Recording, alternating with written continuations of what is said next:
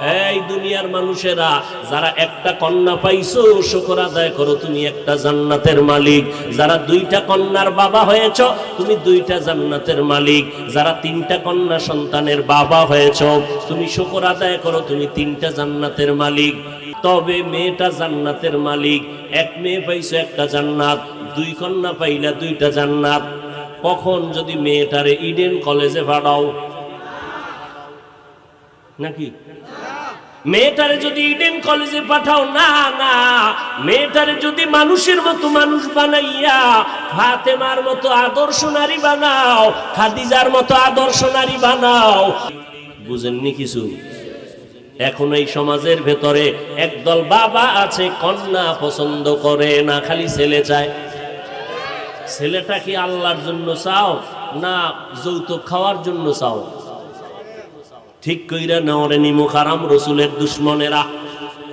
নারীদের এত সম্মান, তুমি ছেলে চেয়েছো, ওই ছেলে আসার পর হতে পারে তোমার ক্ষতি হয়ে যেত, কিন্তু আল্লাহর শুকর আদায় করো যদি কন্যা পাও, হতে পারে ওই ছেলের থেকে 1000 গুণ বেশি উপকার হবে এই মেয়েটার মাধ্যমে। এই মেয়ের যেই জায়গায় বিয়ে দিবা ওর জামাইয়ের দ্বারা তোমার উপকার হবে, যেই উপকার তোমার রক্তের ছেলের দ্বারা হতো না। এরকম জামাই নাই?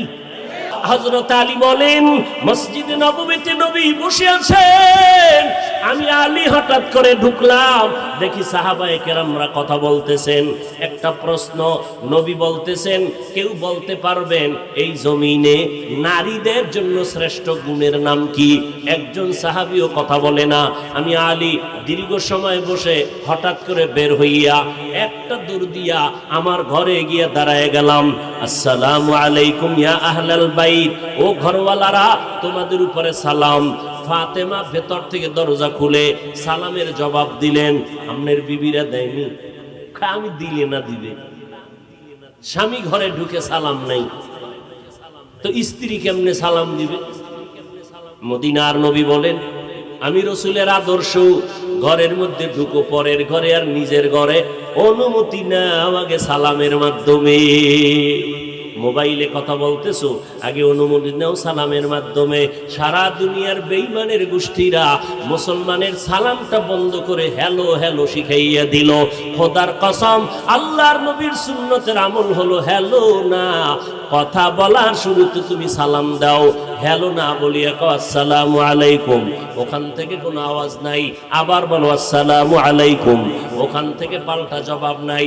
যতবার সালামের জবাব না দিবে তুমি শুধু সালাম দিতে থাকো।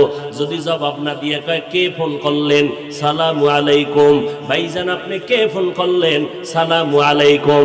যতক্ষণ সালামের জবাব দিবি না আমার সালাম বন্ধ হবে না। একবার যদি টেস্ট করো জীবনের তরে বান্দা সালামওয়ালা হয়ে যাবে।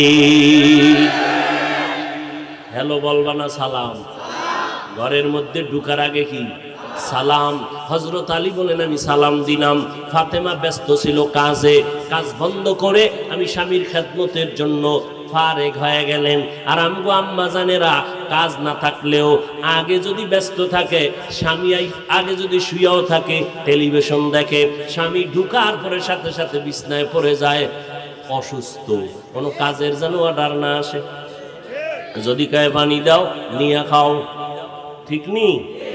কারণ ওই যে যৌতুক খাইয়ে বিয়ে করছে, এখন ওই বউয়ের গোলাম হয়ে গেছে।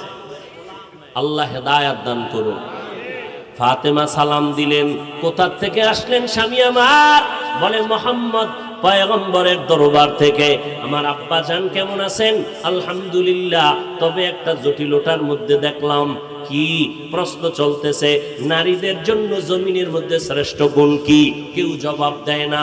ফাতেমা তুমি যদি জবাব দাও আমি মদিনাওয়ালা নবীর কাছে আবার যাব। ফাতেমা কয় আমার আব্বারে সালাম পৌঁছাইয়া দিয়া বলবেন নারীদের জন্য জমিনে শ্রেষ্ঠ গুণ হলো বেগানার নজর থেকে নিজেকে বাঁচাইয়া রাখা। বেগানার নজর থেকে নিজের হেফাজতে রাখা নারীদের জন্য শ্রেষ্ঠ গুণ। হযরত আলী বলেন, আমি দৌড়াইয়া আবার মসজিদে নববীর মধ্যে চলে গেলাম, সালাম দিলাম, নবীজি ঘর থেকে আসলাম, আমার ফাতেমার কি হালাত? বলে নবী ভালো, সালাম দিয়েছেন আর জবাব দিয়েছেন। নবী প্রশ্নের জবাব পেলেন, কি জবাব? দুনিয়াতে নারীদের জন্য শ্রেষ্ঠ গুণ হলো বেগানার নজর থেকে নিজেরে বাঁচাইয়া রাখা।